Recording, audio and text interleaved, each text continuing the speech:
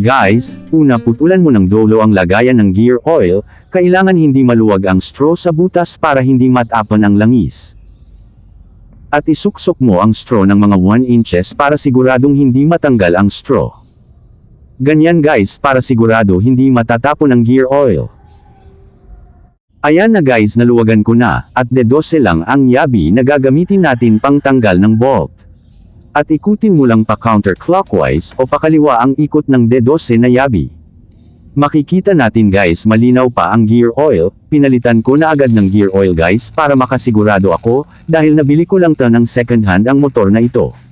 At nakikita natin guys mahaba ang tornilyo sa gear oil drain, para hindi tayo magkamali guys wag na natin pagsabayin tanggalin ang dalawang tornilyo sa drain at sa intake.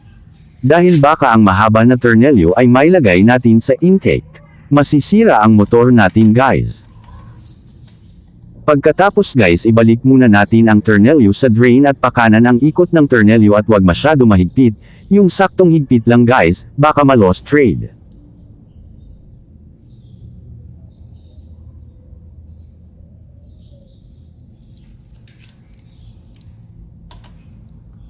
Pag naramdaman mo na medyo mahigpit na, at pakiramdam mo na hindi rin siya kusang luluwag ay okay na yun guys. At pagkatapos ay tanggalin na natin ang tornilyo sa bandang taas, kung saan dyan tayo magsasalan ng gear oil. At ganun din guys pakaliwa ang ikot ng tornilyo o counterclockwise para lumuwag ang tornilyo. At D12 pa rin ang gagamitin natin na yabi, o 12mm.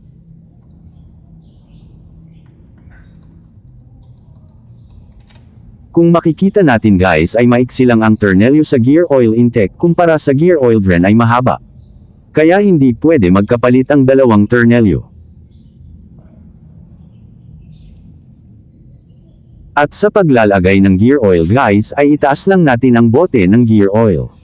At medyo ipasok lang ng mga 1 inches ang dulo ng straw para hindi lalabas o matatapon ang gear oil.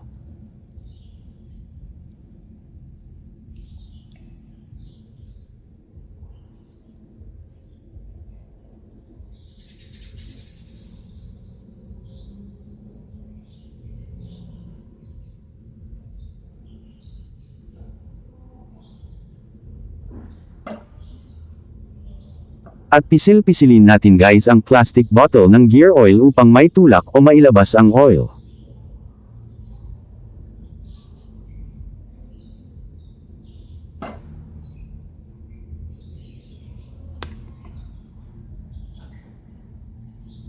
Ganyan lang guys. Kung paano maglagay o magpalit ng gear oil sa ating motor Honda Click, madali lang guys kahit baguhan ka pa lang sa motor. Basta may mga gamit lang tayo, at manood ka lang sa YouTube at sundan mo lang. Kahit papaano makatipid tayo ng kunti, kaysa ipagawa pa natin sa shop. Estimate ko ay, nasa 150 pesos o 200 pesos ang labor sa motor shop kasama na ang change oil. Depende lang sa singil ng motor shop. Ipasok mo lang ng 1 inches o higit pa ang dulo ng straw guys upang hindi matapon ang oil. Katulad niyan guys hindi ko gaano na ipasok sa butas ang dulo ng straw kaya akala mo na puno na ang lagayan ng gear oil. Ayan guys natatapon na, dahil hindi ko gaano na ipasok ang dulo ng straw. Kaya habaan natin ipasok ang straw upang walang tapon guys. Ayan na guys, natatapon na, sayang ang oil.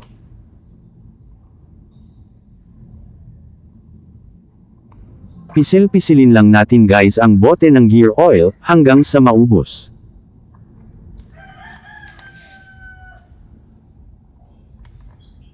Ayan guys, tumutunog na ang bote parang humihilik. Ibig sabihin guys wala nang laman ang bote. Pwede na natin ibalik ang tornilyo.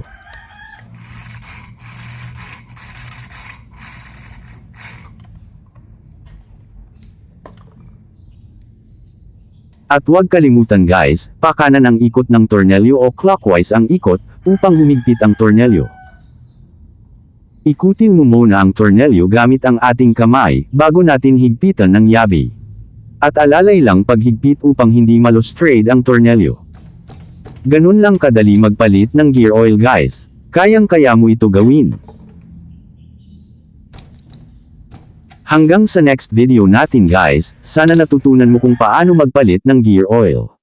At salamat sa panunood.